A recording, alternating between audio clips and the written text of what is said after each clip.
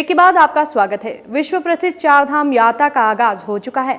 ऐसे में यात्रा की तैयारियों को लेकर परिवहन विभाग भी पूरी तरह मुस्तैद दिखाई दे रहा है।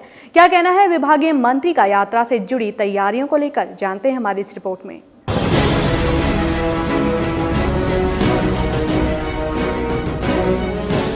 चारधाम यात्रा का आगाज हो गया है। ऐसे में यात्रा को सफल बनाने को लेकर परिवहन विभाग भी गंभीर दिखाई दे रहा है। चारधाम यात्रा पर आने वाले यात्रियों को किसी तरह की कोई दिक्कत ना हो, इस बात को लेकर विभाग द्वारा कई तरह की तैयारियां की गई हैं। वहीं परिवहन मंत्री सुरेंद्र राकेश द्वारा विभागीय अधिकारियों को कई दिशा निर्देश भी दिए गए हैं।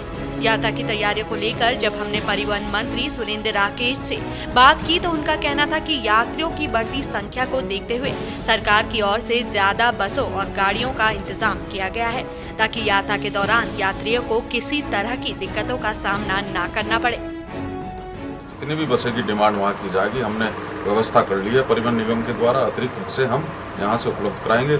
इस यात्रा को सफल बनाने का जितना भी प्रयत्न परिवहन विभाग कर सकता है वो पूरा का पूरा हमारे द्वारा किया जाएगा। हमारा मेन मकसद है कि चारधाम यात्रा उत्तराखंड में ये पूरे हिंदुस्तान की यात्रा है। हिंदुस्तान से यात्री यहाँ आते हैं। हमारा मकसद यह है कि यात्रियों को सुलभ यात्री सेवा मिले और सभी प्रकार से जो उन्हें सुविधा मिल सकती है परिवहन विभाग द्वारा वो दी जाए, उन्हें किसी प्रकार की परेशानी ना हो। यात्रा के दौरान सड़क दुर्घटनाओं पर रोक लगाने के लिए विभाग द्वारा इस बार गाड़ियों की फिटनेस की ओर भी विशेष ध्यान दिया जा रहा है। गाड़ियों की फिटनेस को लेकर परिवहन मंत्री सुरेंद्र राकेश का कहना था कि आरटीओ अधिकारियों को खासा ध्यान देने के कड़े निर्देश दिए गए हैं। यदि किसी भी खराब गाड़ी को फर्जी फिटनेस सर्टिफिकेट आरटीओ द्वारा दिया जाता है तो फर्जीवाड़ा करने वाले अधिकारी के खिलाफ सख्त कार्रवाई की जाएगी। अपने आरटीओ को ये निर्देशित कर दिया है कि गाड़ी की फिटनेस पर विशेष ध्यान दिया जाए। जो गाड़ी वास्तव में फिट है, हर तरीके से बिल्कुल तैयार है, उसे फिटनेस सर्टिफिकेट दिया जाए।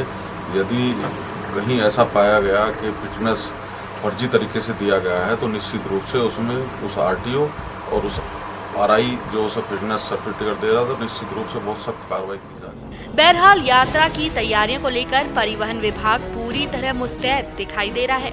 अब देखना ये होगा कि परिवहन विभाग की तैयारियों से चारधाम यात्रा पर आए यात्री कहां तक लाभान्वित हो पाते हैं।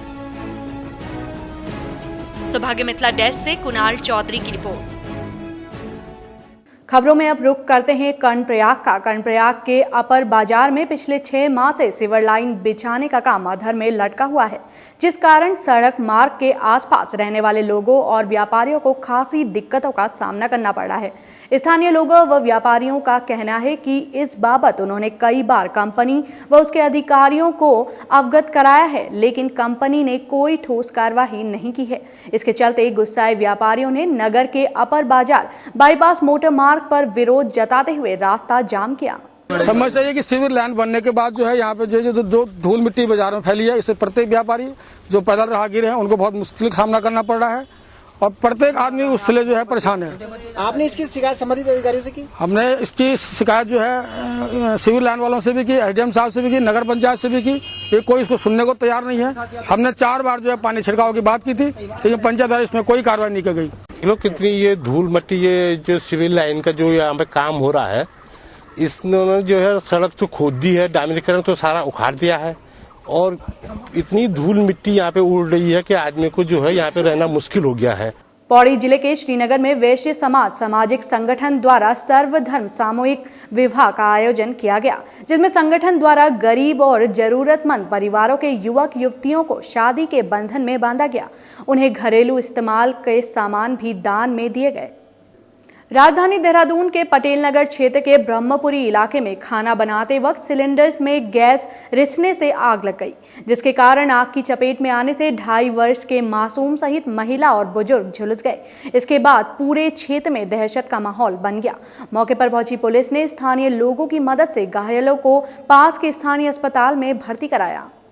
अब हम दिखाएंगे आपको प्रदेश की हर छोटी बड़ी खबरें रफ्तार के साथ हमारे न्यूज एक्सप्रेस उत्तराखंड सुपरफास्ट में।